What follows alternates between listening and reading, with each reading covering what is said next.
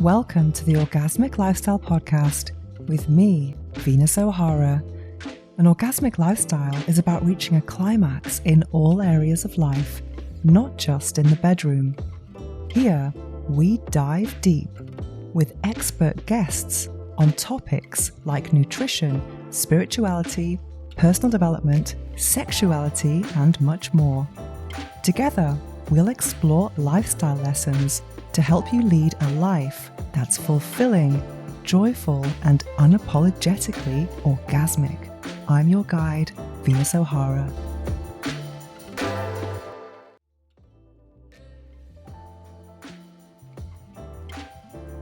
Welcome to episode 138 of the Orgasmic Lifestyle Podcast with Venus O'Hara.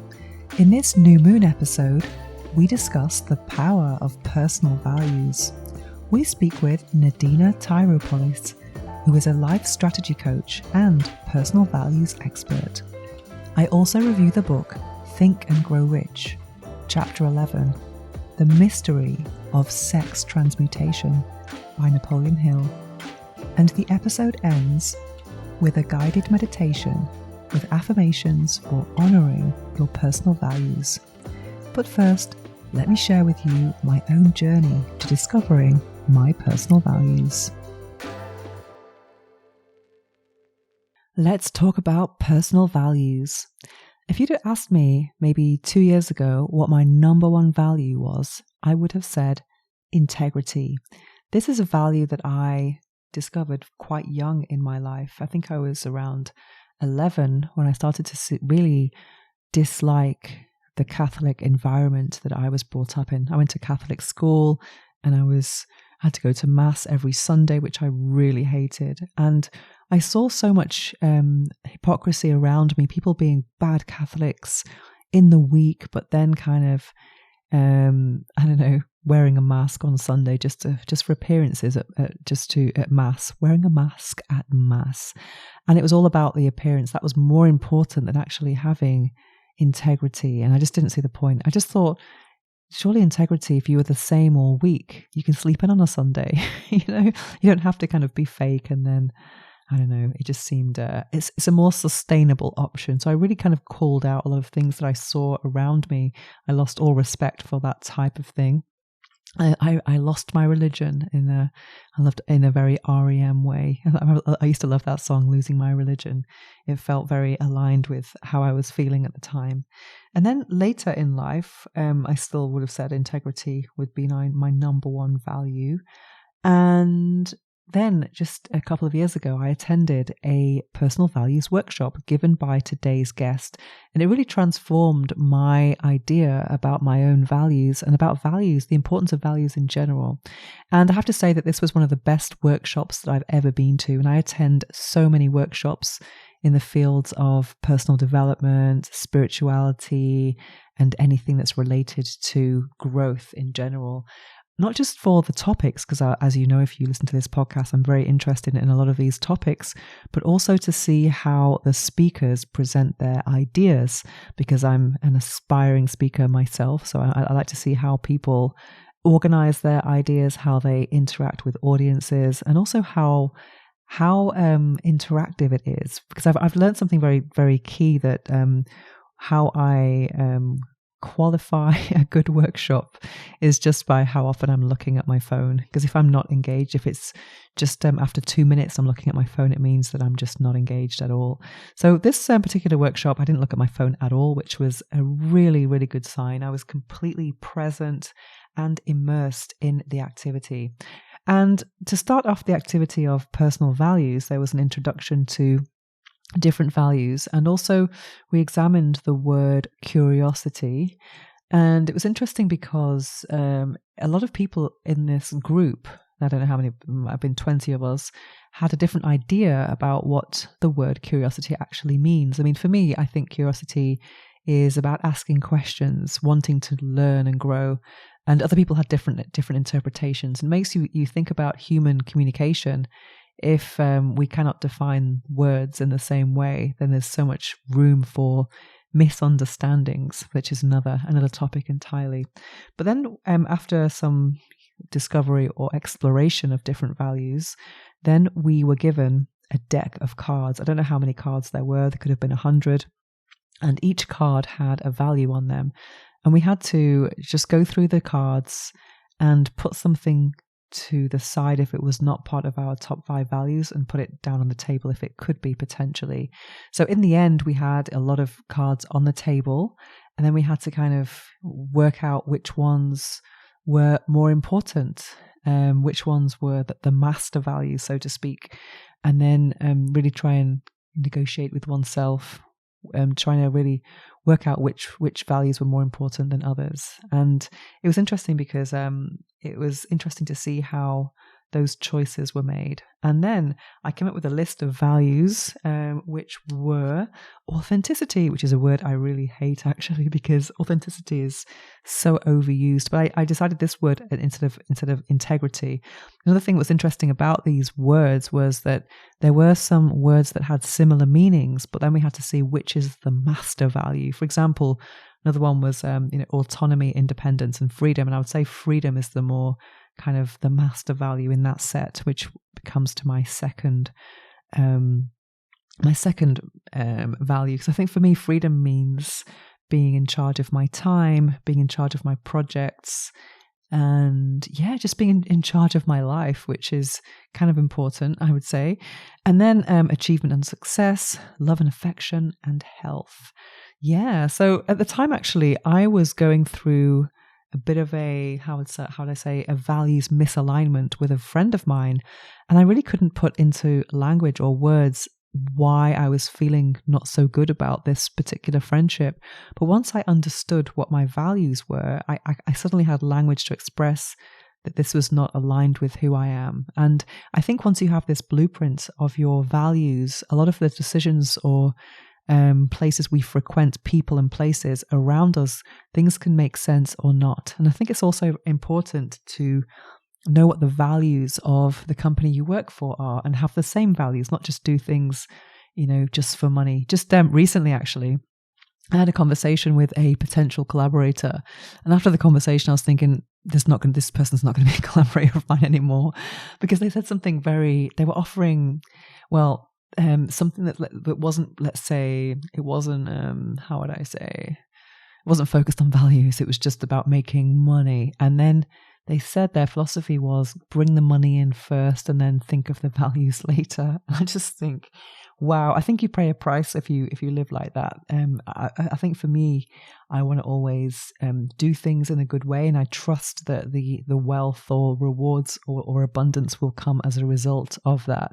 And I think that's way more important than making a fast buck. But then I also wanted to share that recently I did a one-on-one values session with today's guest, and it was a very different experience. And I was given the same deck of cards, but this time having her as facilitating it just for me, it was so interesting because she was asking me these really good questions that made me think a lot. And one value that I put to the side, or that I remember putting to the side, which I did not want to be part of my pre-selection, final selection, or any selection, was resilience. I think resilience is something that I've had a lot of in my life. I'm kind of done with it. I'm really done with the struggle and having to be strong and resourceful and in battle mode. I just want to chill. I want to earn and learn through ease and grace, grow in a way that feels comfortable and stimulating at the same time. So that was an interesting one to put to the side. So anyway, my new list of values is health, love and affection, confidence, safety, and fulfillment. And to get to those 5 final values, there was a lot of questions before and a lot of kind of sorting out of different cards. And she was very clever in the sense that she was grouping some cards together just from listening to my conversation. And then there was, with the 5 master values at the top, these other cards were placed below, the ones that were kind of related. And it was like they almost told a story about who I am, which is really interesting. I also think it's important to, frequent people and places who have the same values as us, or similar, at least some similar values, because that can help us bond more. It can help us understand the other. Once you know, if someone makes a decision that you don't quite understand, if you know what their values are, it could make things a lot clearer. So I think it's good to have that values harmony in your life as much as possible. And then know that you don't have to have, 100% value match in certain areas of your life. And another previous guest who spoke about values a lot was she was a lawyer actually, Sarah Intelligator, who is a holistic divorce lawyer, and she has a book all about dating. So she's trying to kind of do herself out of business and prevent divorce because she's seen so many things go wrong. And what's interesting in her book is that she talks about core values, and sometimes when these core values is a mismatch, that kind of predicts the end of a relationship. And we spoke about my passion for veganism. And for me, veganism is such a big part of who I am. It's part of my identity, but it's not part of my core values when it comes to relationships, because I think I would be reducing the dating pool to a very reduced pool, and that might not be good. But if I found a vegan, it would be really amazing. But maybe that's also another previous guest, Jonathan Astley, told me that was a limiting belief. So yeah, I'm kind of torn between the two, go for vegan or not. But at the same time, I wanted to illustrate the point that it was a lifestyle preference, but maybe not a core value. So it's just about the core values are really kind of the non-negotiables when it comes to relationships. Yeah, so and we're going to take a deep dive more into the values now with our guest. And then we will be exploring more ideas related to values. What if your pleasure was the portal to your power? My new book, Orgasmic Manifestation, Transform Your Life with Your Sexual Energy by Venus O'Hara, is your guide to using desire as a tool for abundance, purpose, and deep self-connection. Your orgasm is more than a moment. It's a message, a manifestation, a mirror of your limitless potential. Available now on Amazon. Link in the show notes below.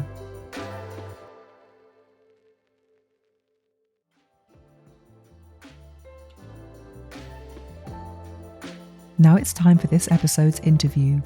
We speak with Nadina Tyropolis, who is a life strategy coach and personal values expert. Nadina Tyropolis, welcome to the Orgasmic Lifestyle. It's such a pleasure to have you here. For those who are unfamiliar with your work, could you tell us what you do? Absolutely. So I am what you would call a life strategy coach, and I work with leaders, executives, entrepreneurs, and everyone who is kind of in transition, let's say, because I believe that most of us are in transition, whether it's to a different job or to a different lifestyle or to learn more about ourselves. And I work on life strategy with them, which means that we create a plan for their life they can then go and use. And I work on pillars of understanding yourself better first before you can start going outside. So mastering the inside before you can go master anything that's happening outside. Is this focused on corporate clients or private or personal life or all areas?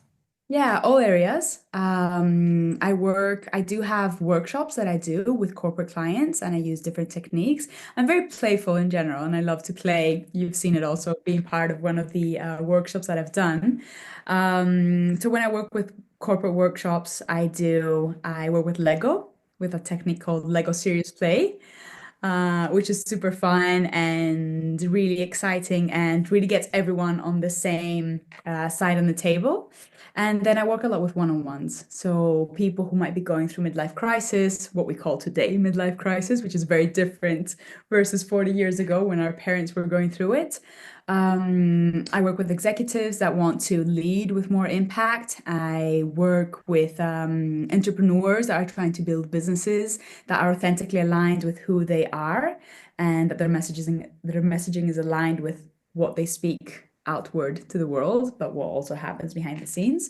So yeah, I have quite a variety of clients, I have to say, which I'm very proud of, and I'm super happy about that. So I'm curious, how can we learn to be better performers and achievers through Lego? Yeah, definitely. So Lego Serious Play is a technique that was developed from the Lego toy company that we all know, and probably at some point in our life we've all played with Legos. And the way that it works is that I bring together formation depending on what the question is that they have posed to me in the beginning of creating the workshop. So it could be something like, we have conflict in our leadership team and we don't know how to solve it. It could be we're doing a merger and we want to bring two companies together and we don't know how to really do the merger. It could be restructure, it could be strategy for the next year, it could be budget discussion. So very strategic topics per se. And then what happens is that I will bring in my Lego sets, and then everyone on the table. So you have sometimes, let's say you have the bossy CEO who has most of the voice at a table, usually because he is the CEO. Sometimes you might have someone who's a little bit more timid, which might be the sales manager, and he's sitting on the corner, he's more timid. Maybe you have HR who wants to keep everyone happy. But what happens then is that when you're working solely with your hands and you don't have any big presentations, you don't have anything to prove, everyone's model is as powerful as anyone else's model. So all models are, have the same power.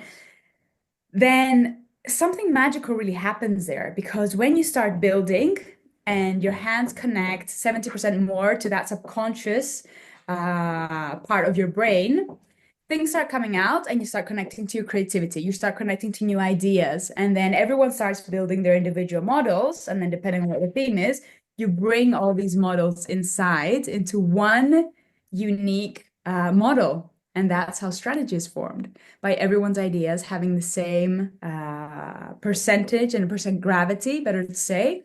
And it's really beautiful. So I tend to go quite deep into these, and I tend to really work on the subconscious of what's happening with each team member. So you will see people crying in the Wow. when Crying they go. through Lego play. Interesting. Yeah, you will Wow. see, because, they've built maybe their identity and how they see themselves. Mhm.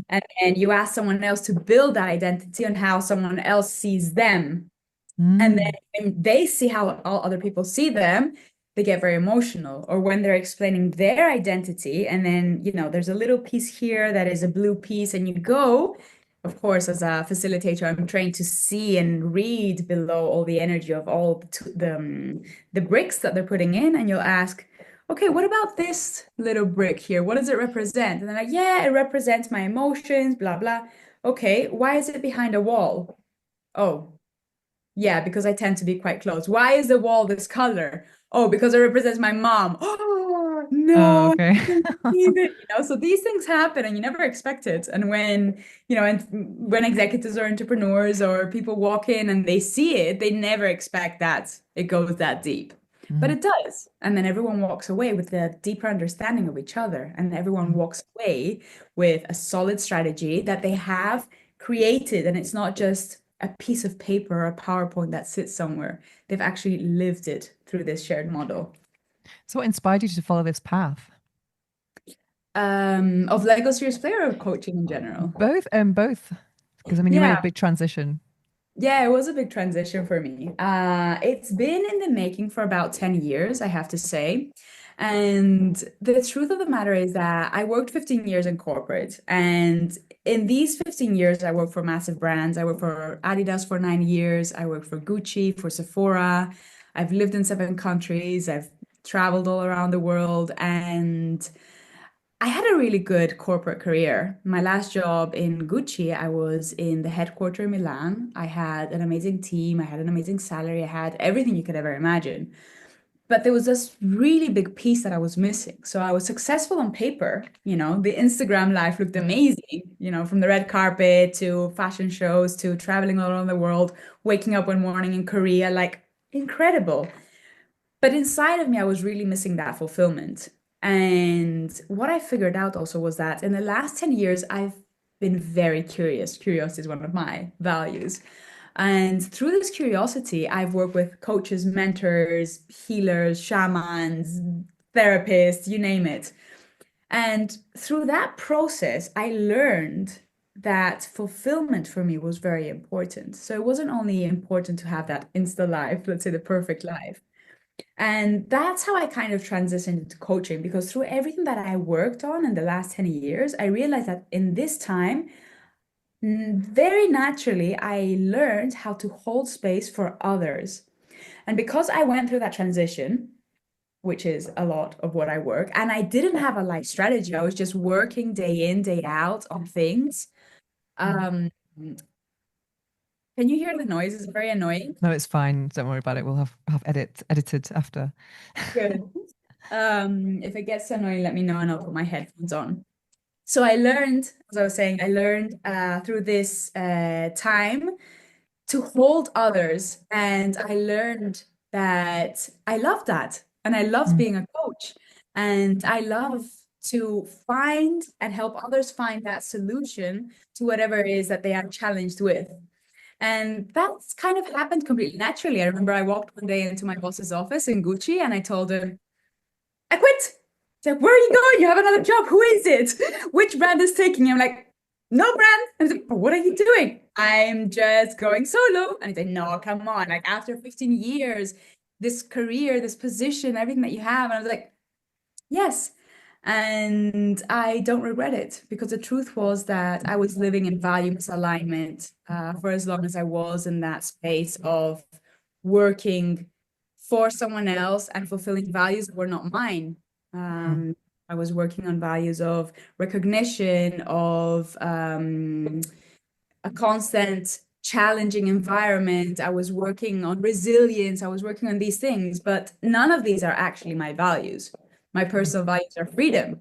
My mm. personal values are creativity. My personal values are service, are curiosity.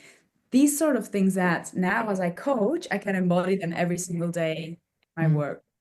I think it's very common that we get distracted by busyness because when we're busy, we're not really facing ourselves, and just where we are in life. I know I've suffered a lot with that. I'm a recovering workaholic, and sometimes I've really suffered at times like on Sundays or at Christmas when you're not working and you don't have all those emails and you're like, what is my life outside work? What's my identity outside work? Did you have a plan, or would you like to talk about that? Is that something that you experienced? Definitely. I think one of the things also that was really important for me when I did this, when I made this transition, was to reprogram my mind on everything, almost Mm, everything I believed. What do I mean? So I had to reprogram my mind on what it means to work. mm, Because up until then, my mind was programmed to think that work means 12 hours a day at a desk in an office. mhm, Reprogram completely what that means. I had to reprogram my relationship with money because when you work in a corporate environment and you have a job, day in, day out, no matter what happens, you will get your salary. You will get paid for that day that you're working. Whereas when you're an entrepreneur, you also know it, it's very different. The relationship with the money and the relationship with how you get paid and that almost energy exchange is completely different. I had to completely work on that as well.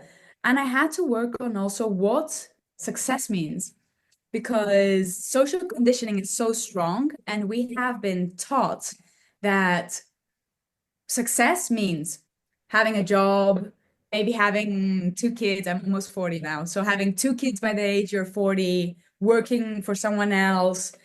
Success means a specific number in your bank account. So I had to completely rework everything that had to do with that mindset and what I believe for these things. That was quite difficult because we have the social conditioning and everything around us is sort of built in that way to support that social conditioning. So if you go to someone and you say, my 15-year career as a marketing executive, I'm giving it up. Are you crazy? Like I remember my parents are like, and you had why? no plan at all. Did you have a plan, or did you just want to like kind of like have No time just to plan. think at Zero first? plan. Zero plan. I had Mm, already worked on the on parallel. I had worked on getting all my qualifications. I did a neuro-linguistic programming certification. I got certified with ICF. I got a PCC master coach certification. I worked a lot with other things just to, build a make, little bit of a uh, library of certifications. And I knew I wanted to go towards that direction, but I didn't have clients. Mm, I didn't have a business. I didn't have a website. I didn't have anything apart from the certifications and my life experience and a very strong passion to help others, and my knowledge through everything that I had experienced. So yeah, so I just thought that I jumped down without a parachute. well, I guess a lot of people in, probably would be, envious, not envious. I like the Spanish expression "envidia sana," like healthy envy, which you don't really have that in English. Yeah. But I think a lot of people dream of that. I know a lot of people who are successful in corporate, but they have this alternative dream, which is very different. you know, and it's all about what will others think, and a lot of status is very important in that world. From what I see. So it's knowing Yeah. when is the right time. Did you know when the right time was? Was it just like Yeah. when was the right time to make that? What advice would you give to someone who's in that position? That's a really good question. And I think that we tend to quiet down our internal voice Mm, and dial up the external mm, voices. And it comes to a stage that that is no longer possible. For me, it mm. was extremely clear because I started getting eczema on my face. I couldn't Wow. sleep very well at night. So my body was reacting to everything that was happening and it was screaming no. I remember dreading waking up on Monday morning. I remember it's quite sad actually. There was moments that were quite sad. I would be in a meeting, give it my all because I'm a very positive person. I loved my team and I wanted to be there to support my team. So I would be in meetings. Yes, come on, guys. Okay, what's happening this month? How are the results? I would close the meeting and I'd have maybe 10 minutes between meetings, and I would just close the meeting and I'd start crying and bawling my eyes out. Mm, But I would only give myself 8 minutes to do that because in the 2 minutes that were left, I had to go to the bathroom, put some makeup mm, on, come back, and then, smile again. Okay, hey, I'm so happy to see everyone. Come on, let's get into the meeting. What's happening? What are the ideas for this week? And I think that's what I understood. If I had to give some advice to someone on when the right moment is first identify what are your fears. mm, So first identify what is it that is really holding you back? Where is it that you can sort of feel it in your body? Because our mm, body always will tell us what is happening.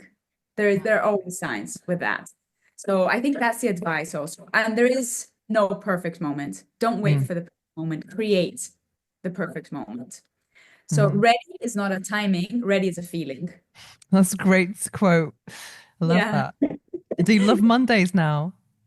I love Mondays. I love Me every day. too. Like Mondays are amazing. I'm like, okay, I'm excited to get into it. What do I Yeah. have this week? And I also love midnights Mm, and I love all these things that I used to dread and hate. mm, Messages on a Saturday from a client that, I don't know, just finished their week and they have to share a big success with me. And I'm like, let me open mm, this message versus, oh no, what does this person want from me now? So yeah, I'm quite happy and mm, making presentations for companies that they want to bring together their staff and bring together the teams. Really excited to bring that. And it's just the passion that goes into the work that I do makes it all worth it. mm. When you're sitting there at 12 a.m. in the morning writing an article that you want to publish, or writing an article from let's say a newspaper that's asked you your opinion on something, you're like, yeah, I'm here, Yeah. I'm doing it. So that makes a big difference. So something I've found is that the kind of energy that we use to work is very different. For example, I've been doing what I do for 16 years now, and I'm just so thrilled that I created it myself, and I get emails who are asking me to make content that's paid for something that I created. I just feel, well, yeah, I created this, and just feel a real buzz. I love the hustle. And I remember in the times of my journey where some people have asked me to do some work that wasn't related to what I do, but I needed the money. So I kind of like had a day rate. And I just remember one day, I think I was doing voiceover and translation for some 22 at project. And it was all about sustainability and blah, blah, blah. I just felt so drained. And I was thinking, because it's like, it sounds a bit bad, like OPS, like other people's shit. Like I just felt it was real OPS, like it's getting money for someone else's project. And it just felt like, the money goes. So I didn't feel like, I just felt like I was giving all this energy and it wasn't being, I didn't feel like I was receiving anything apart from a day rate, which wasn't great. But I just feel there's a different, like for example, Fridays, I used to be absolutely worn out and I used to sleep till 2 p.m. on Saturdays. I was just absolutely exhausted. Whereas now I have way more energy than 20 years ago. Yeah. I mean, And I think also when you're first getting started, that will happen. When you're mm, first getting started and you're in that transition phase again, mm, it will happen. So I remember when I first got started, I did sessions for free and I, did things that I was still consulting. I still have kept a little part of consulting mm, also because it really keeps me in touch with what happens in the business.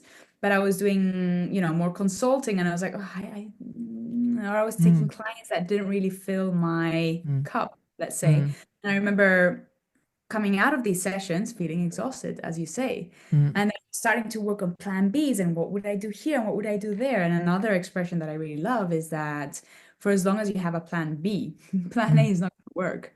mm, So at some point, you do have to jump out of that parachute and start putting all your energy and all your focus and all your effort in what is it that you love? What is your purpose? Where are your limiting beliefs and why are you not jumping out to do what it is that mm, really makes you jump out of bed in the Monday morning yeah. extremely happy. And that's the base of everything that I do. So before we work on anything that has to do with performance, and before we start even looking at your life and how we proceed, I work on personal values, understanding, discovering your personal values. I work on doing a regression that you actually get to meet face to face your inner critic. I work on comfort zones. Where do your comfort zones start? Where do they end? How do we break them? I work on purpose. Let's understand what is your purpose and what is it? What is your mission? How are you going to make the most impact to people? So I work with fears, with masks that you need to wear depending on different people that Mm, you are around. So only by discovering all this, then you can start working on a strategy for your life. And I know strategy sounds really corporate, but at the end of the day, it's about putting your energy where it needs to be put to be able to flourish, to be able to step into that zone of flow, let's say. mhm. So I knew you. I met you at the Cover Private Members Club in Barcelona, and I must confess, you're actually the first person in Barcelona who's been on this podcast. I don't usually interview people, but you had. I've been to many events at the Cover, and I think yours was probably the best one I've ever been to. I'm not just saying that because I think I've mentioned it before on this podcast, so it's definitely true. And for me, a good speaker is, I'm also trying to be a speaker myself, so I'm always curious to see how people present their ideas. So I go to all of the events, and what I find curious for me, a good event is when I don't look at my phone. That's the sign of a good event. And in your event, it was highly engaging and it was all about value. So let's talk about personal values a little bit. And remember when you started the event, you said, this can change your life. It's like such a massive claim to make. And so tell us about your values workshop and why values are so important and how you came to realize how important they are. Yeah, definitely. Thank you for all that. It's really, I really appreciate it. And, it's moments like this that also make me do what I do, Hmm. keep going. So yeah, personal values. And there's something very interesting also when you go to workshops and when you listen to other people talk about their work, which is the personal experience. And I think that's what helps people connect even more with what it is that you're teaching or what you're talking about or promoting or selling, whatever it might be, whatever the energy is that you're putting out there. So for me, having been in marketing for 15 years, I think I'm a natural storyteller. I was born Mm, to tell stories. And with this in mind, this is where my curiosity also started by trying to find ways to tell better stories. And then at some point, I was like, okay, the best story I can tell is my story. And my story that relates to personal values is exactly that. I did a personal value exercise and my life changed mm, completely. And I remember the day down to what I was wearing, who was around me, how I did the exercise, and what exactly happened.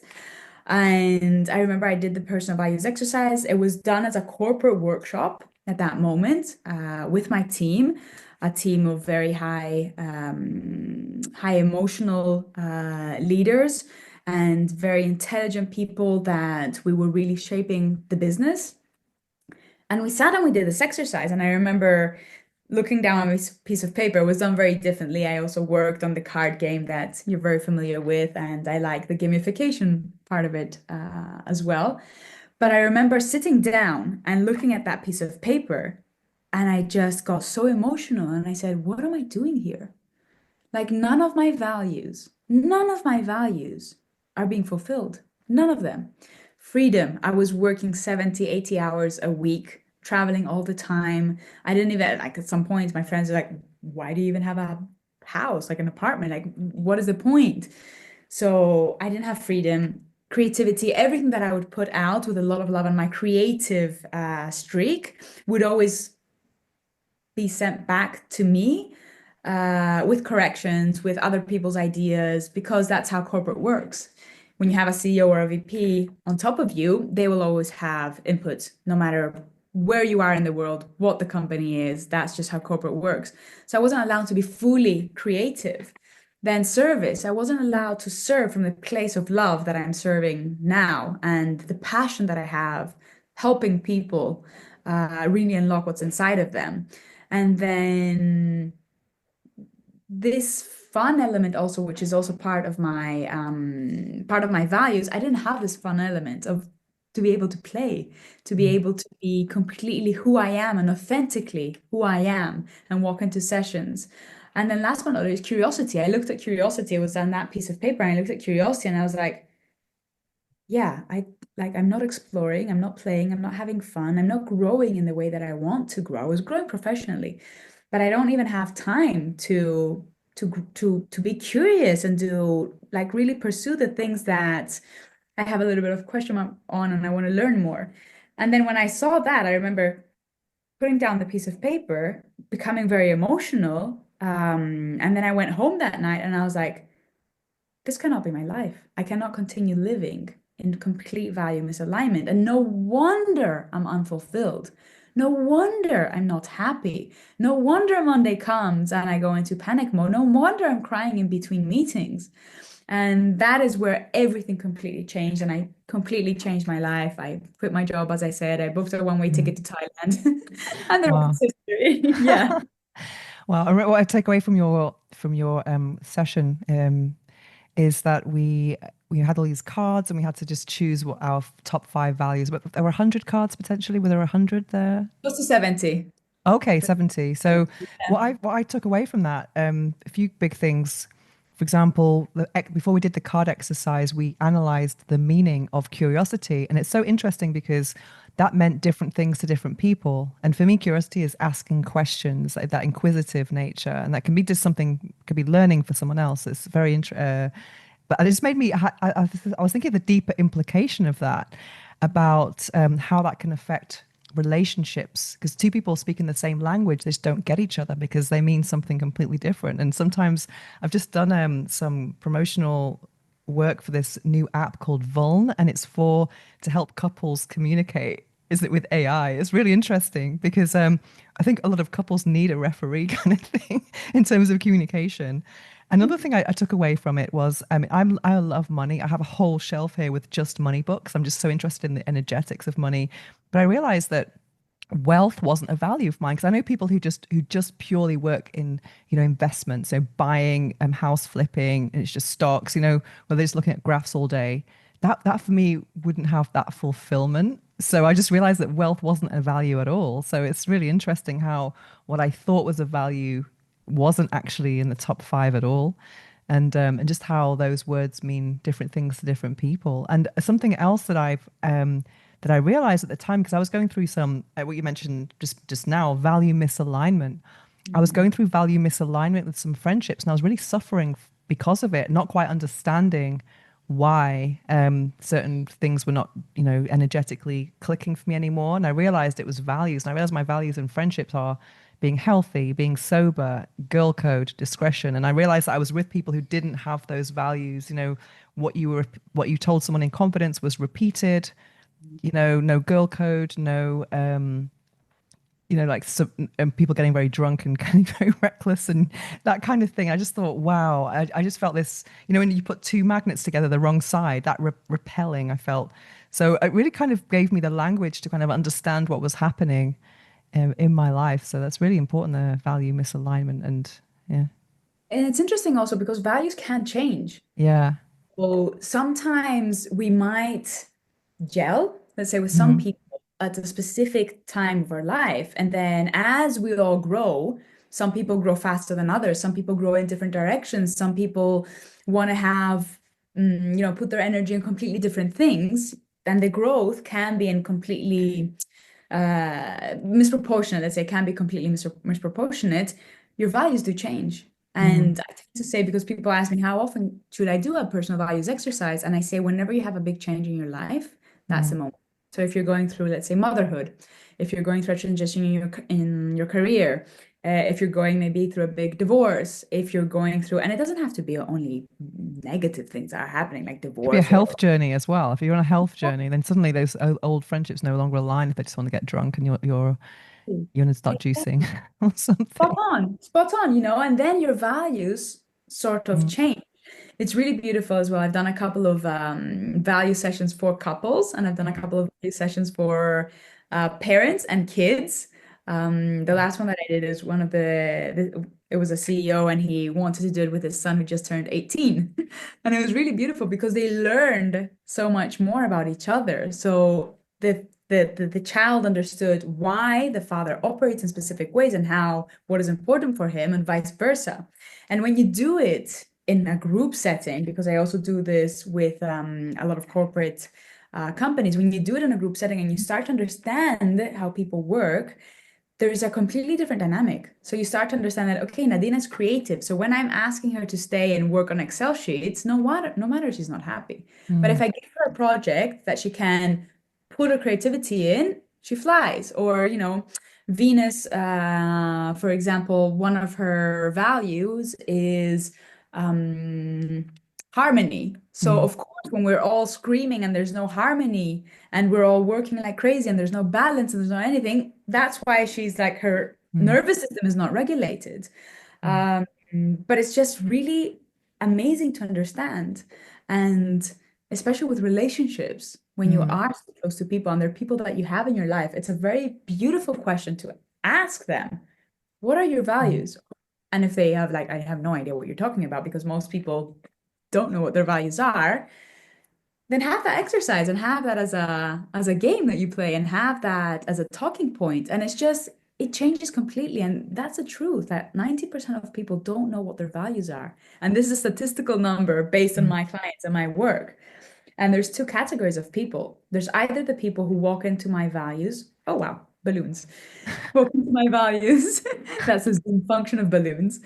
So they walk into the session and they say, straightforward, I have no idea what my values are. Let's work on them. Amazing. They're the easiest also to work on.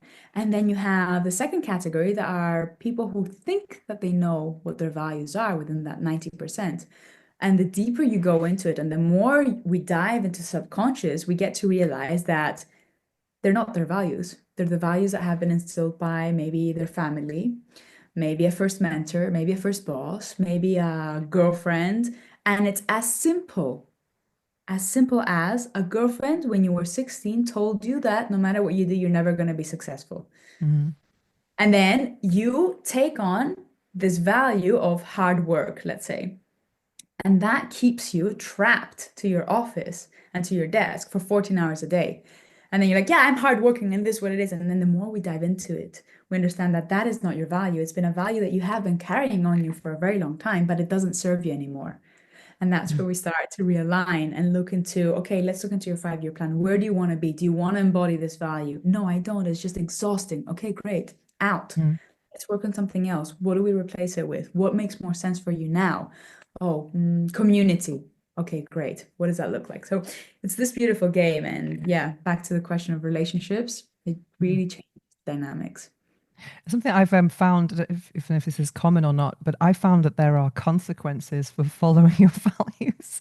I think it's a lonely path, especially depending on what your values are. I mean, for me, sobriety, that means you can become very unpopular. And then sometimes, there's an expression, a friend in need is a friend indeed. But I think the opposite is true sometimes. It's when you're thriving and choosing a very healthy path, that's when you discover who your cheerleaders are, because that can create a lot of envy and stuff. So, I mean, giving up alcohol, or taking a decision that's going to be very healthy, can sometimes create this break of friendships and support networks. And also, so it can be very lonely as well. And sometimes, yeah, especially in relationships, like honesty, when you discover, yeah, I think it's a very lonely, especially with friendships. I think that's and also for me as a vegan, I find that can be like feeling like the odd one out a lot, which is really hard sometimes. But I think sometimes you can just sometimes there's a kind of it goes up, fluctuation. Sometimes you think, oh, how important is this today for me? I'll just give an example. I met this guy a few months ago, and he's really nice, blah blah blah. But then we had this big, let's say, misunderstanding, and I was feeling a bit lonely. And I thought, do I answer the booty call message? How desperate am I today? Do I compromise on my values today? And I thought, Mhm. no, this is a terrible message for the universe. Good. I'm proud of So, you. so it's really hard sometimes to actually stick to your values, and it's a lonely path sometimes. Have you found that? Is that common depending on what the values are? And is it Yeah. worth sticking to the values? Where's the reward? Yeah, totally. I think I also see the values as a muscle. Like the Mm, more you train them, the mm, stronger they become. And then, it goes back to the notion of what you put out there, that's what you magnetize. okay. And regarding the friends around, I like to see us, and this is also an exercise that I do with people that I coach, is that I create um their support circle. So we all almost like doing an audit of the people that they have around them. I work with circles, so I draw one circle and then, okay, who are these people in the first circle? What do they serve? What do you need to serve? We draw a second circle, which are the people that, maybe they're not as close as family or super good friends. So we draw circles.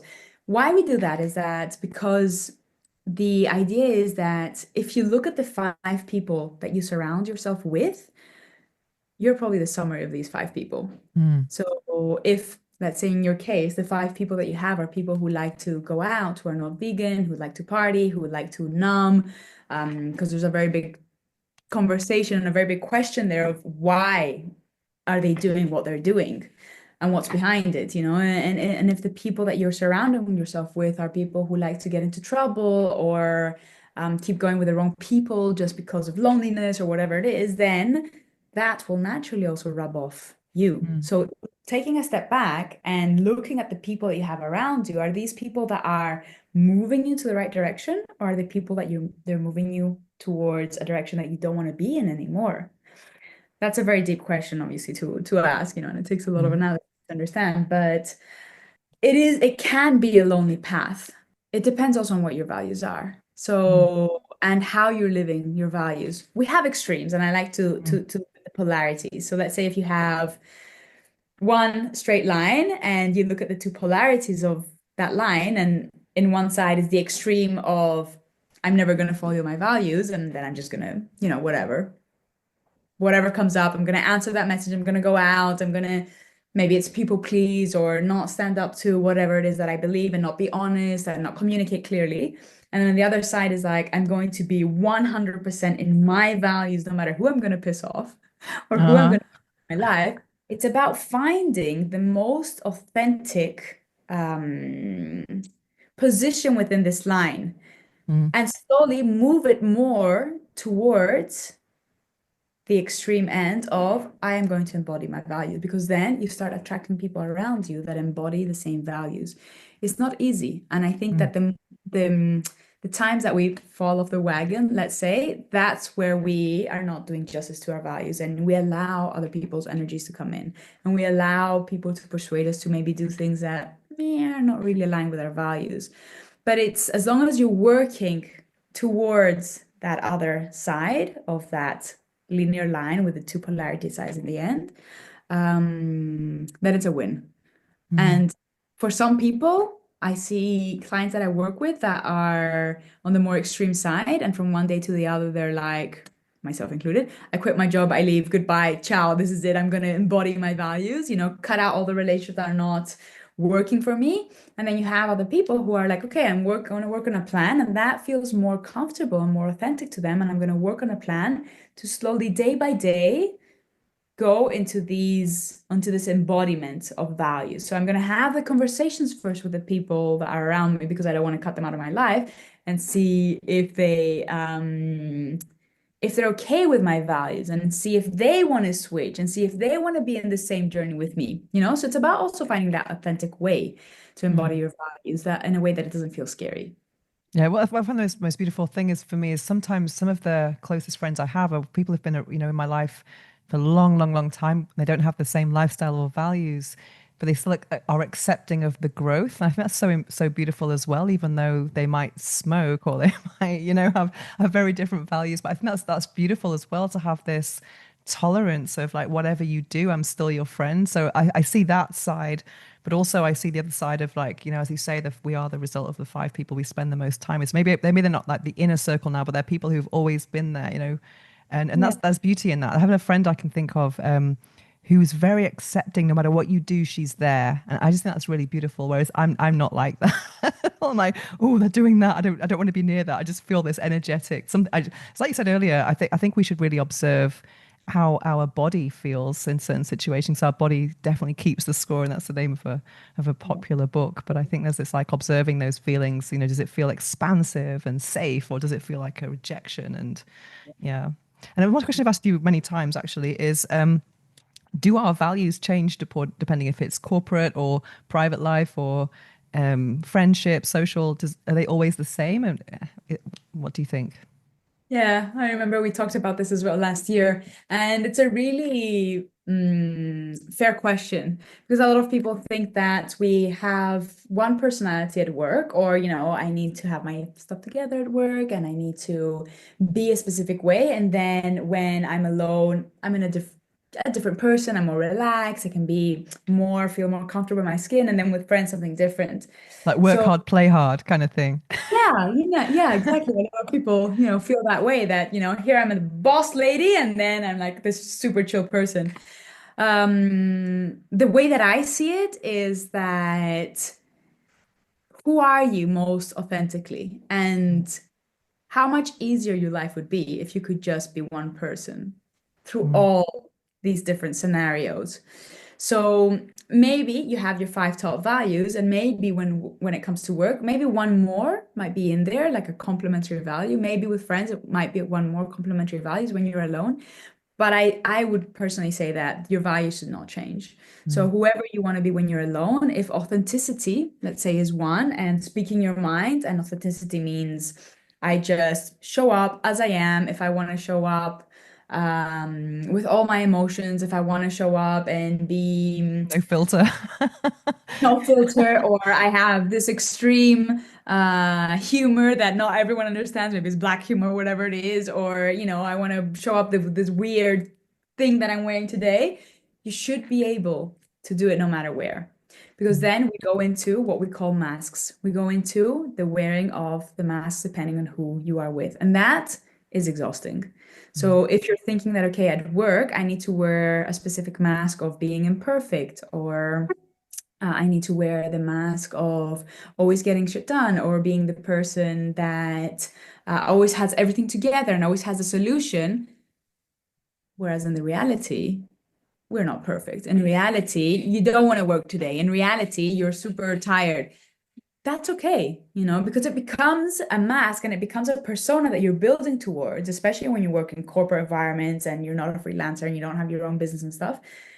You're working on someone who is not really you. And what's going to mm, happen is that 2 years in, 1 year in, 5 years in, whatever it is, you're going to look back and say, wow, this is not me. mm, So I have the title of the person who gets everything done, which means that my boss is texting me on a Sunday night to get things done. mm, But that's not who I am. I don't want to be doing this. So you're creating almost like a persona if you're following different values. You're creating a persona that might not necessarily be you. So what I would do if people ask me this question, or they come and they have cards and they're like, this I'm at work, but this I'm not like that in real life. So I'm very organized at work, And it's very Mm. important for me as a value, but in real life, I'm not. And then I start going into, okay, but is this a value or is it a personality trait? Is this something that makes you happy? Is it something that you want? Or is it something that you're just doing because you have trained yourself to do it that way at work? Is it a value that you want to keep embodying, or now it's a matter of like, Mm. I'm over it. It doesn't really do me justice at this stage in life. So that's what we start exploring and find the middle ground between all these different personalities that people are many times and create one person that you can be wholeheartedly yourself, no matter where you are, who you're with. And that is the beauty of also training this muscle of Mhm. embodying values. Amazing. On this podcast, I speak to some incredible people and they really inspire me. I think a lot of my guests, probably all of them, have something that I want. Mm. And I think, I mean, in your case, I think, you've just done a TEDx talk, and that's one of my ambitions. So tell us about that. How was that Yeah. experience? Yeah, I loved it. I really loved it. I was extremely lucky because I was approached for it, and usually TEDx is a whole pitching process and whatnot. So I was approached in another event that I had that I was talking about the athlete's mindset for business. Mm, And then because I used to be an athlete, I used to be a martial arts athlete. I used to train in Muay Thai. I still do, to be mhm, fair. I go to Thailand every now and then. I do my camps. And that sort of created this, because that's also where a lot of my values were instilled. So I talked about that in that event, and then someone came up to me and they talked to me about TEDx. It was an amazing experience because it's just to be able to share your story and to be able to. So the motto of TEDx is ideas worth sharing. So when I started to think about, okay, but what is my idea that I wanted to share with people? And I was thinking about values, and I was like, no, but values are really talked about. And then I was thinking about maybe inner critic or things that are touch more, let's say, matters of the soul. And then, I had this internal battle inside of me to figure out what it was.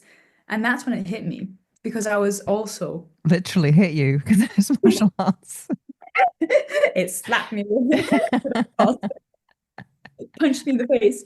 And that's where it hit me because, again, I found myself trying to think about the social conditioning and what people are expecting and what people would listen to versus what do I bring to the table?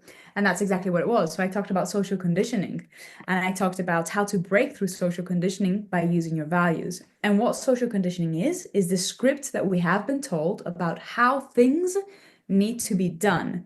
And it's almost like this big file and this big folder that you put filters in to get down to, okay, you are a woman. Okay, you're a woman. You are close to 40. Okay.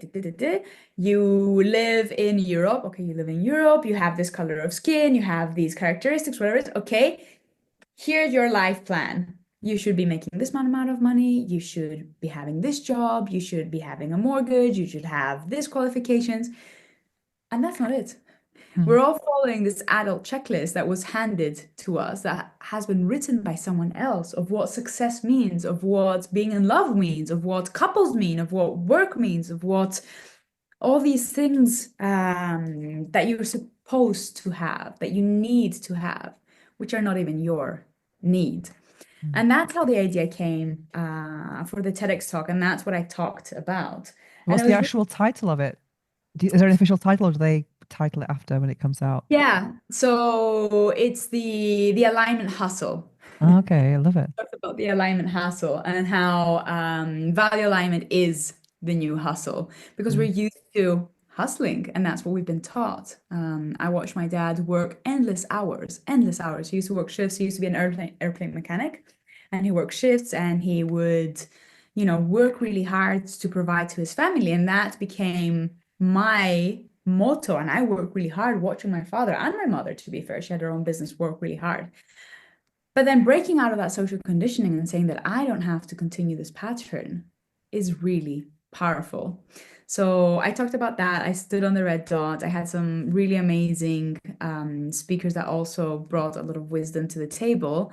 And it was really unique because it's one of the few TEDx talks that's outdoor. Mm, So I weave that also into the conversation, how nature is the ultimate teacher when it comes to living in alignment.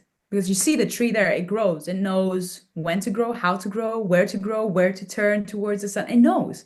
And we also have that power inside of us without having these adult checklists that we were handed about what it is that we need to do. And a lot of people are really unhappy. I speak to so many people on a daily basis, and they're like, I'm doing everything I'm supposed to do. I've got the qualifications. I got the job. I got married. I got the house. I have a mortgage.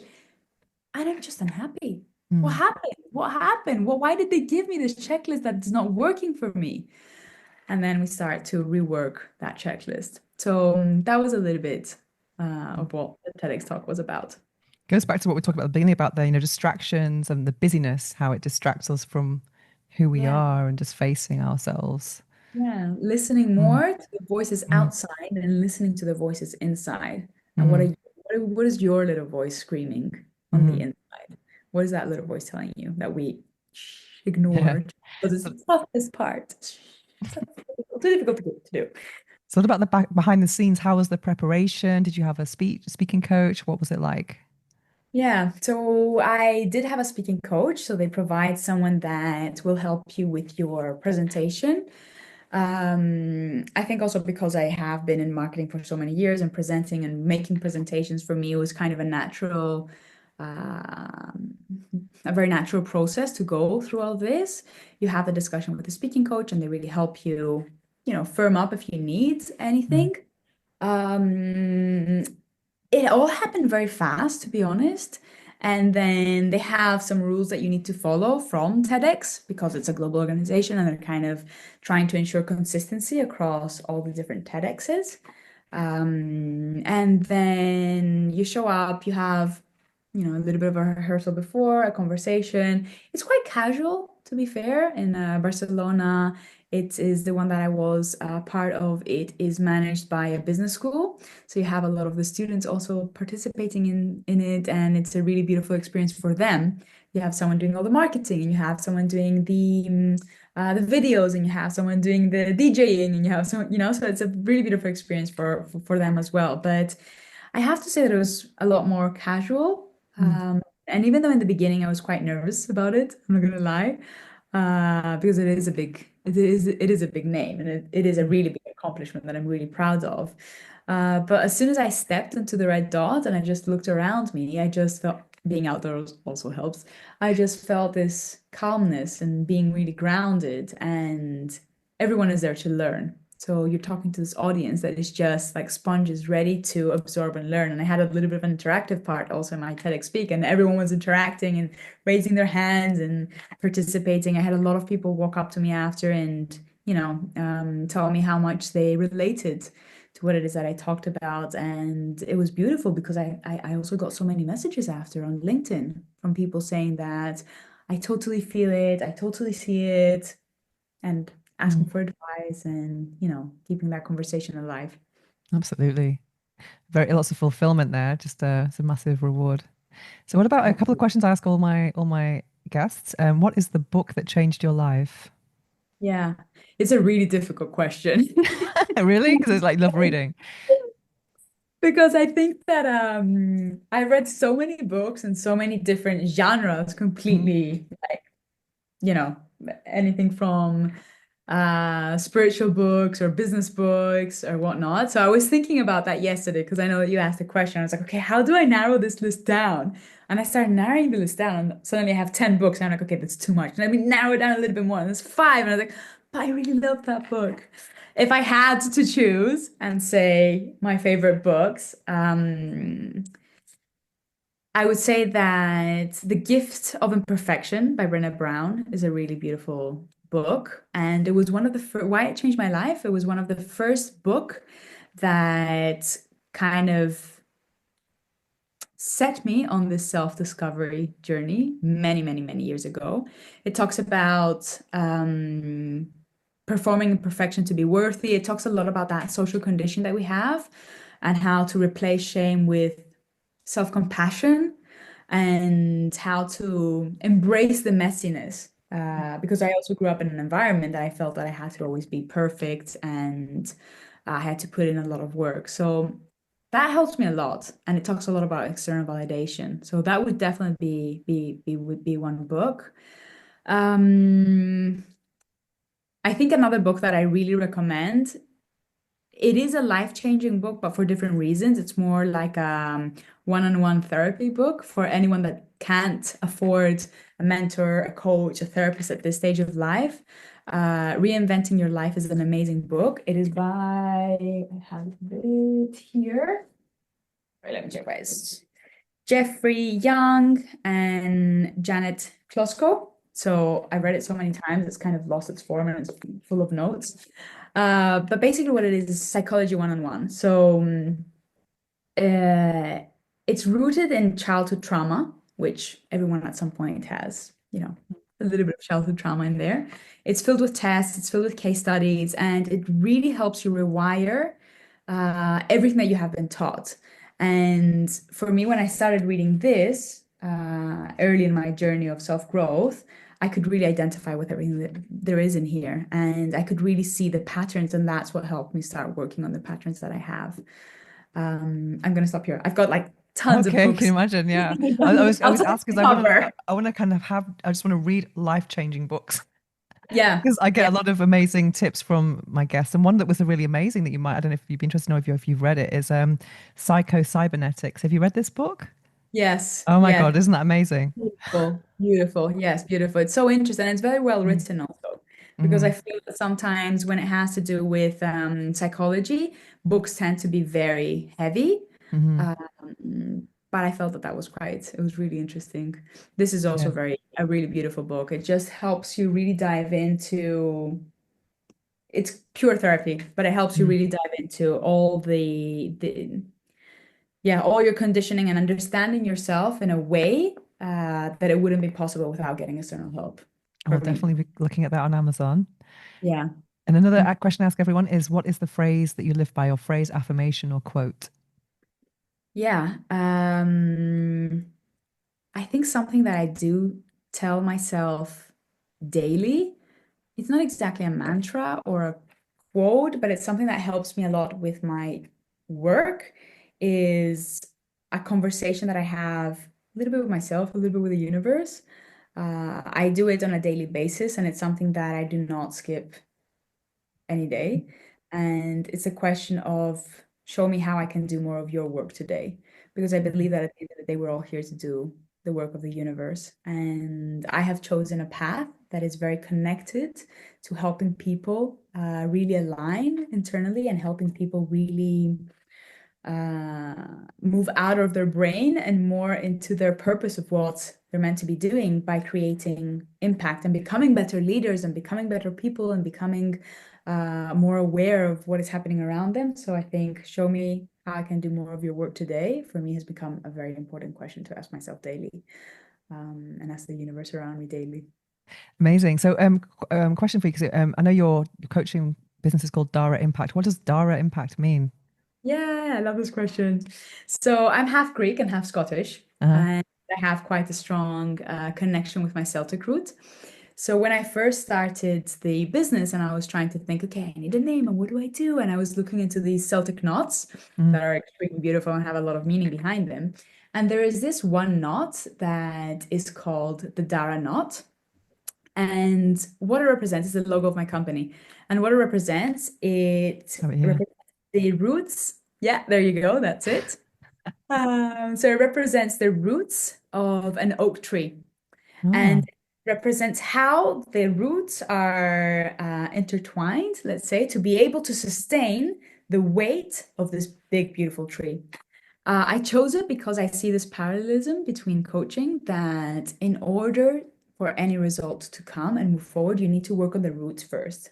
Mm. And that's what happens many times that we don't work on the root. We work on the branches. So we work on, oh, why do I The not have appearance or something like more kind of external exactly. appearance. Mm. Exactly. So why do I not have flowers? Or why is my tree not fruiting? Why am I not fruiting? If we're all trees.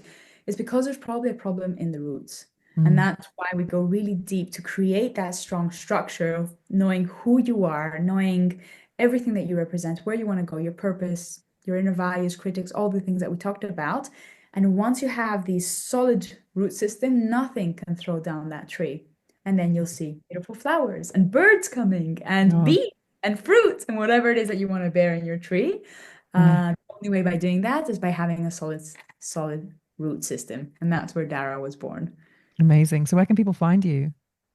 You can find me on Instagram Uh-huh. on Dara Impact, and you can find me online at daraimpact.com.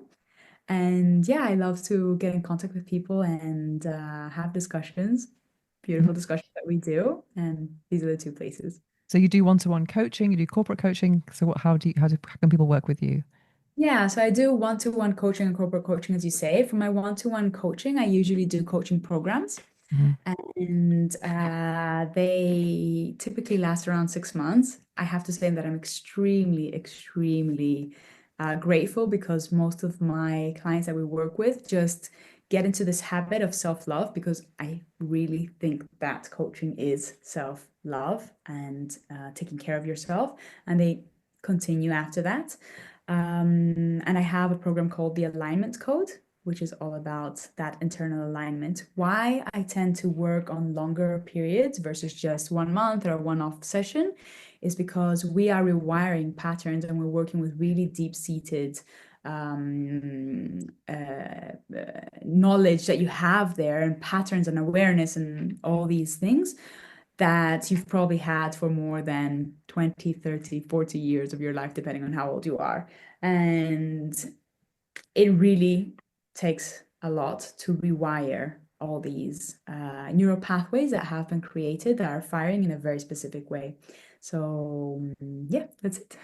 Okay. Well, thank you so much for joining us today on the Orgasmic Lifestyle. Thank you. I'm very happy to be here, and I'm extremely happy that I'm the first person from Barcelona also. The book I'm reading now is Think and Grow Rich by Napoleon Hill. As I've shared with you on here previously this year, I am meeting a friend once every couple of weeks, and we are taking a deep dive into Think and Grow Rich, one chapter at a time. And now, finally, we reached my favorite chapter, which is The Mystery of Sex Transmutation. This is a chapter that really made this book life-changing for me.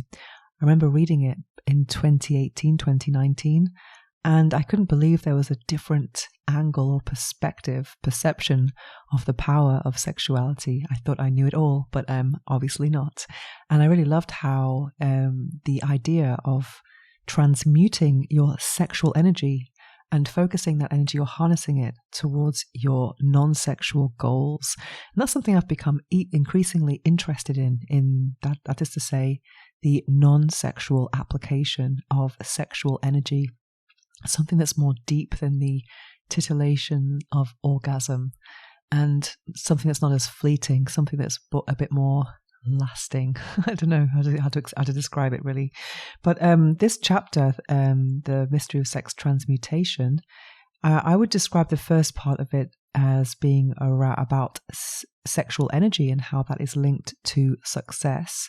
And then towards the end, it's more about relationships. And the person I'm actually doing this book club with, it's interesting because we had a very different take on what the latter meant. He thought it was kind of like an ode to women and the role of a woman in a successful man's life, which I guess it was because this book was written in 1937. So that was how things were. Men worked and women were the homemakers. Whereas for me, as reading it today, I didn't see myself as in that supporting role as the cheerleader, the homemaker. I see myself as my own breadwinner. And so when I interpreted that message about the supportive woman, I just thought about relationships in general. I wasn't thinking of it as being gender specific, because I identify more as the man in this sense rather than the woman who's just supporting the successful man. But I think now how things have changed, obviously this book was written in 1937, I see it as being how the role of relationships in our lives and how important they are, and how important it is to have that support at home in your personal life, someone who's going to be there for you, who's your reward and your incentive, and who's going to share your victories with you. And any success that you might have is going to be equally as ecstatic for your partner, and vice versa. That's the beauty of being in an interdependent relationship, is that you can both share each other's successes. And I really love this this message, because I think it goes beyond thinking of success as being just work focused and about professional achievements. Is a more holistic, because at the end of the day, if you don't have anything to celebrate or indulge in or relish in your private life, what's the point? So I think it's a good message. And for me personally, I used to be a workaholic, so I find this is a really important message that I would like to embody more and more. And I think a lot of the time, people who are very successful professionally often have more difficult personal lives, or maybe not as successful, and that can be quite a common archetype. And I think this is a real pity, but I do believe that when you work hard, it's more likely you're going to get results, whereas you can make efforts in your relationships and it's not always guaranteed that things are going to work out. So I think a big study of self-concept and spirituality and self-love is always needed.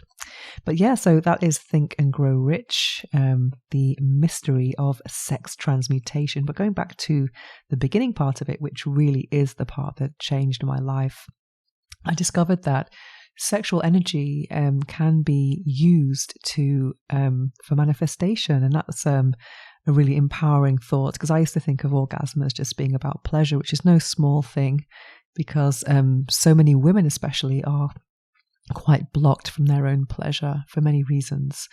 And I do think that just being connected to that pleasure is very powerful. It can help you to have a better relationship with your body, have better self-esteem, walk confidently. Can it also have a positive impact on your relationships as well? And I think that this concept of, what was I going to say now? Oops.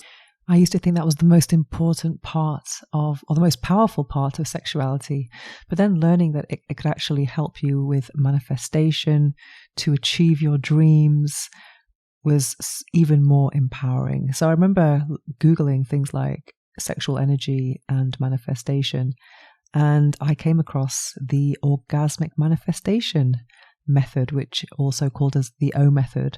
And that was definitely thanks to discovering Think and Grow Rich, even though sex transmutation is actually not a sexual practice. People often who've read the book, they are kind of also interested in this chapter, but they don't really know how to do it. How can you transmute your sexual energy?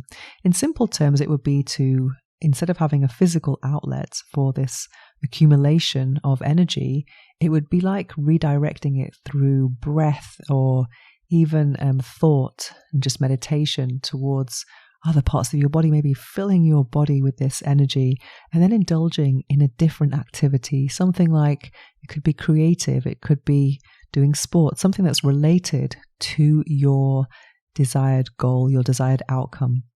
That way, all the sexual energy is going into a different objective than just pleasure. And that's what makes it so powerful. So that is Think and Grow Rich, the book I'm reading now, the chapter, The Mystery of Sex Transmutation. And I love rereading books because there's always something to rediscover. Now it's time for this episode's meditation. Please don't listen to this while driving or operating machinery. Instead, take a break from whatever you're doing, get comfortable, take a deep breath, and enjoy.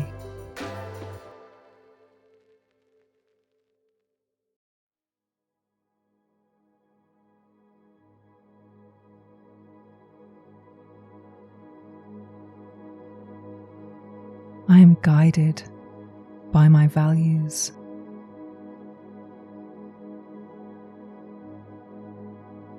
I am consistent in my words and actions.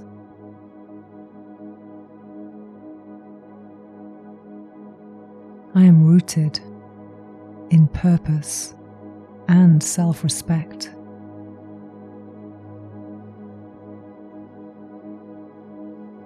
I am confident in my moral compass.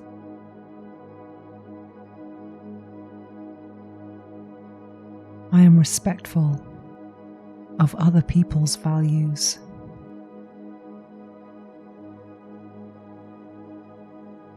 I am constantly realigning with my truth. I am proud to live by my values every day.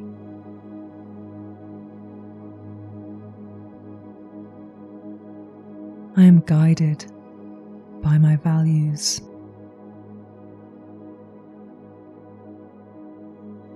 I am consistent in my words and actions.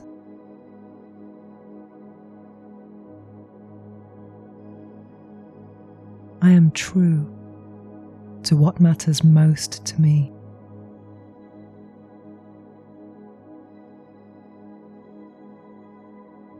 I am aligned with my inner truth.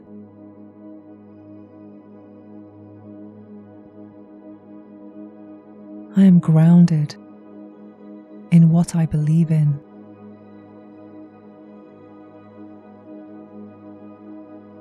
I am proud of what I stand for.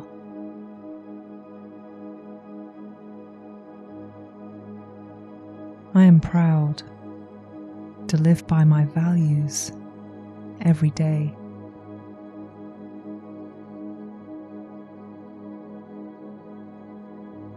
I am guided by my values.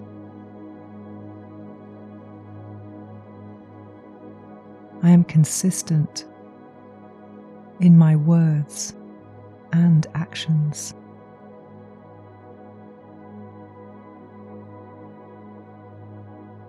I am building a life that reflects my highest values.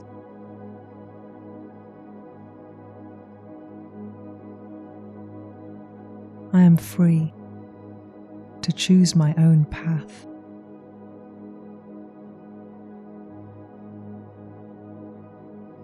I am honoring my principles with every choice.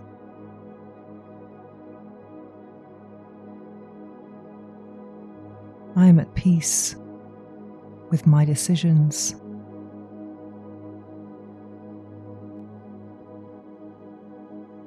I am proud to live by my values every day.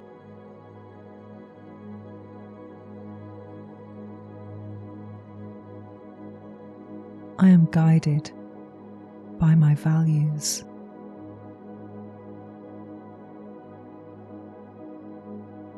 I am consistent in my words and actions.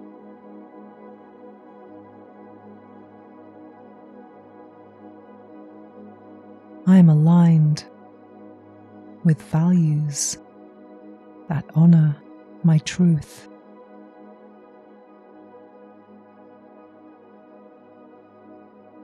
I am living in integrity.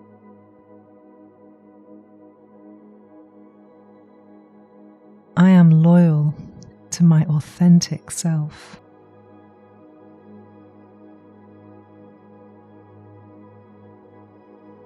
I am deeply connected to my values.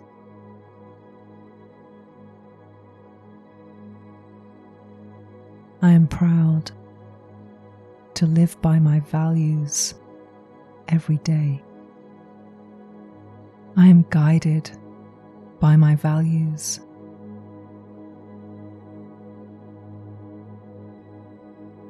I am consistent in my words and actions.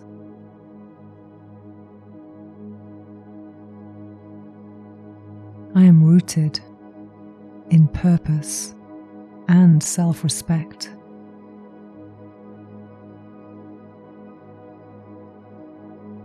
I am confident in my moral compass.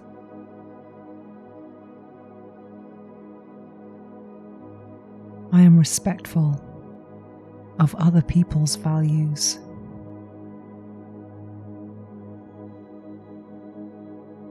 I am constantly realigning with my truth. I am proud to live by my values every day.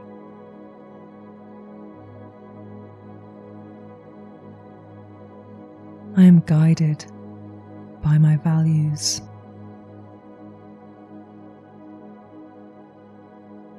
I am consistent in my words and actions.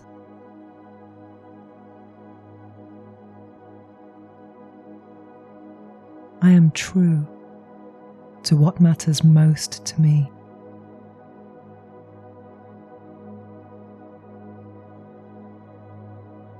I am aligned with my inner truth.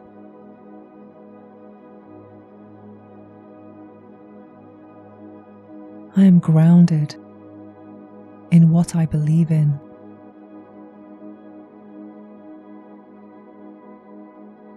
I am proud of what I stand for.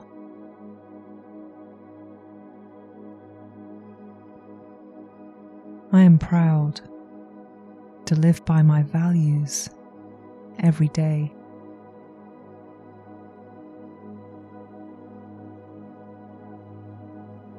I am guided by my values.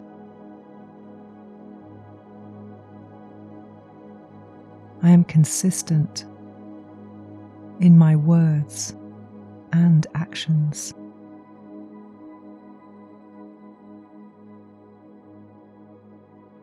I am building a life that reflects my highest values.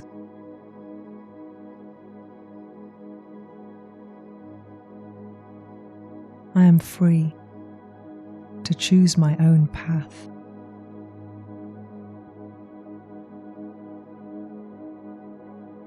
I am honoring my principles with every choice.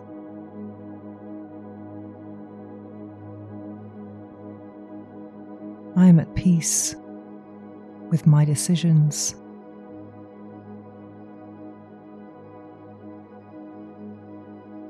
I am proud to live by my values every day.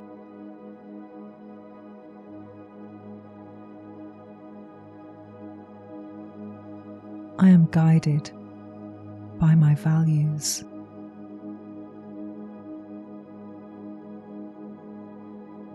I am consistent in my words and actions.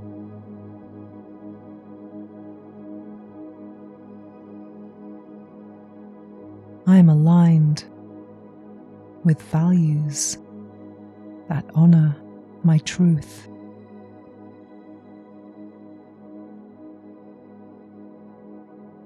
I am living in integrity.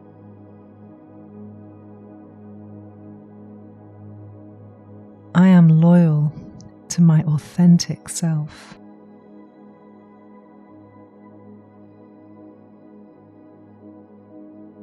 I am deeply connected to my values.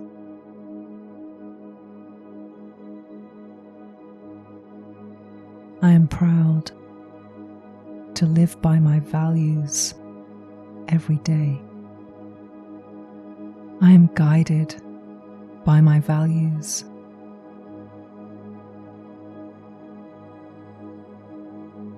I am consistent in my words and actions.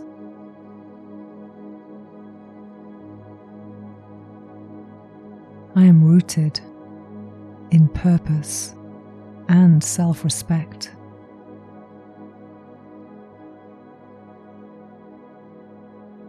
I am confident in my moral compass.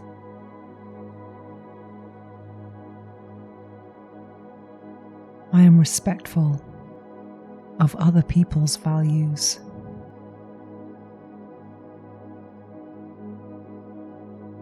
I am constantly realigning with my truth. I am proud to live by my values every day.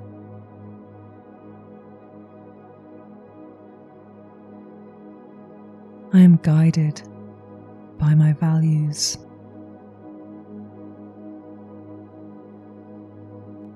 I am consistent in my words and actions.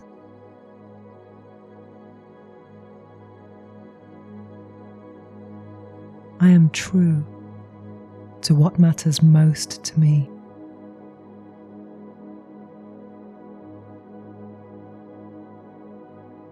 I am aligned with my inner truth.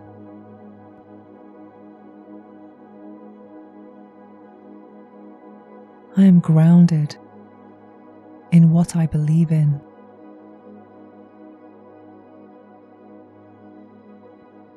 I am proud of what I stand for.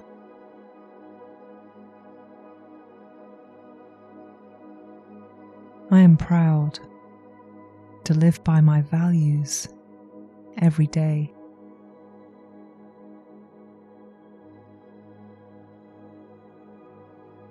I am guided by my values.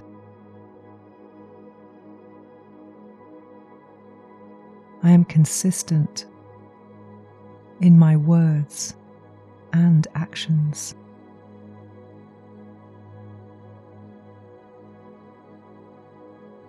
I am building a life that reflects my highest values.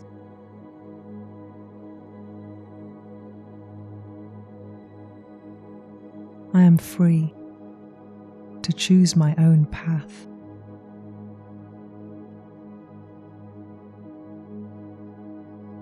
I am honoring my principles with every choice.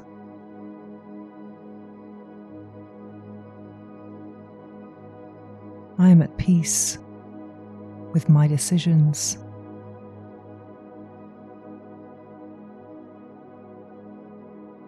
I am proud to live by my values every day.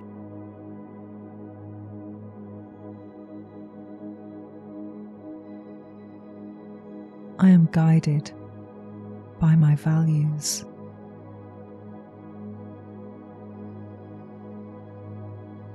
I am consistent in my words and actions.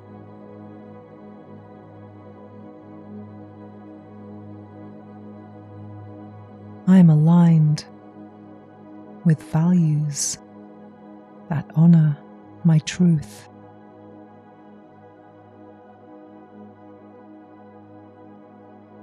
I am living in integrity.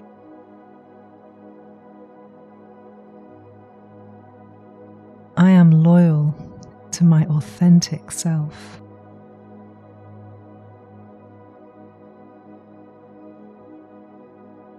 I am deeply connected to my values.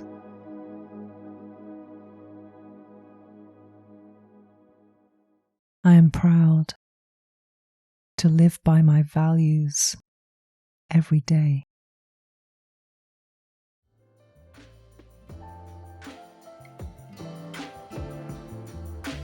If you enjoy the affirmations and meditations I share here, you will love the longer versions I've created on Insight Timer, the world's #1 meditation app, available in the App Store and on Google Play.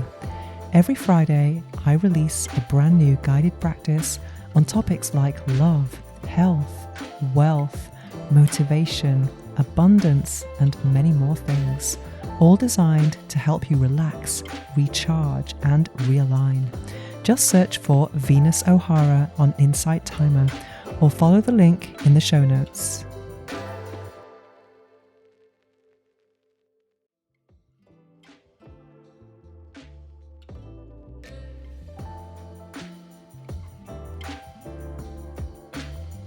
To find out more about me and my orgasmic lifestyle, visit venusohara.org or follow me on Instagram.